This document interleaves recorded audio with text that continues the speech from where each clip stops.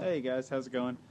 Today I'm going to show you guys how to change a speedometer cable on a Geo Metro. I believe the same would, this is a 95 model. I think that it was 95 to maybe 2001. So I'm going to show you how to do it. First we're going to pull a clip out, the part that goes into the transmission, and then we're going to push the grommet in that goes through the firewall, and then we should be able to reach under the dash without having to remove anything to get to the back of the instrument cluster. Push down a little clip, pull it out, and fish it through the firewall, and then reverse process for the new one. But I'm going to kind of give you a step-by-step with that, so here we go. Okay guys, first step is here's the top of the motor, come down right here on the top of the transmission. You can see this little dust boot here. You can just grab it and slide it up, and you can see where the cable goes into the transmission. This one is broken right here. That's why I'm replacing it. You can just pull the cable out of there. That's not supposed to happen.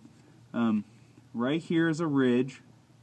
This little clip is on that ridge. Just pull it off. You can just do it with your fingers, and then you're going to have to wiggle this and pull it out. I'm going to have to use some pliers with it, but then once you get this out, you'll be able to move on to the next step. Okay guys, once you get, this is the piece, this is what it'll look like. This is what was sticking out of the top of the transmission. Like I said, the cable on mine broke here, so that's why the cable isn't attached to it, but on the new one it is. It's crimped on there.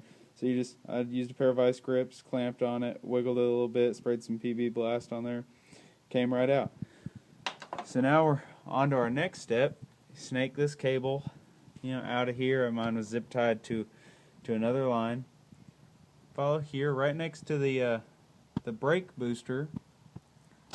Here's the grommet where it goes to the firewall. This is the speedometer cable. So what we need to do is go ahead and pop this out, just so when we get the other end of it, we'll be able to fish it through. So you just put your finger around the edge, roll it until you get it out, and then we'll go inside, have to go into the dash, and pull the clip on the back of the instrument cluster. Okay guys, now that you've got the grommet pushed in, you can either, what I ended up having to do was pull the cable all the way through the firewall, so that I could spin the clip on the back of the instrument cluster just a little bit to where I could get the tab that clips it on.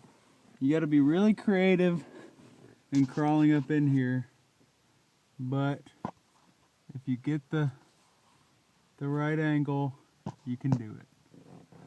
I'll try to get a view of the end of the cable.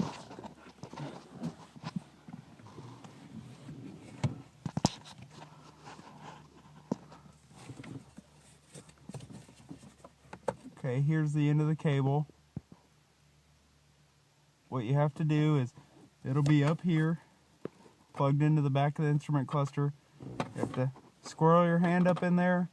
Like I said, I had to pull the other end through the firewall to where I could spin the cable just a little bit to get to this little clip right here. You just push it in, and it'll pop right out of the instrument cluster. Snake it out, paying attention to how it's routed, because you'll have to route the new one the same way. Now that you've got the old cable out, it's time to come back outside the car, back to this hole in the firewall, and snake your new cable through that hole. Go back inside the car, grab it, route it the same way as the other one, and go ahead and try to clip it up to the back of the instrument cluster. Now once you have the new cable attached to the back of the instrument cluster, and again you have to be really creative how to get under the dash and figure all that out, but then you install this grommet back into the firewall. This one looks a little funny, but I promise it's seated up all the way. So now we're down to our final step here. Take this new end of the cable, take it to the top of the transmission. You can see there's there's actually a little notch in here, and you want to try to line up. If I can, that notch with the one in the transmission. What you'll do is you'll slide it back into the top of the transmission, trying to line up those notches, and then you'll reinsert that clip, which will catch the new cable right here, and then you should be working. Alright, here it is, working. It works all the way through the range. That was a fairly simple install. The only thing is, I would say, if you're a bigger guy, try to get a friend to come help you that's a little smaller. It definitely helps out. That was the hardest thing, is actually unclipping it from the back of the transmission, getting your arm up in there. That's not so bad. The only thing is you have, laying upside down. The new cable is really tight to slide into the transmission. It's like barely long enough, so I had to kind of finagle with it and make sure that it was slid all the way through the firewall, and then was able to press it down in there, slide the clip in to hold it, and there it goes. Works like new.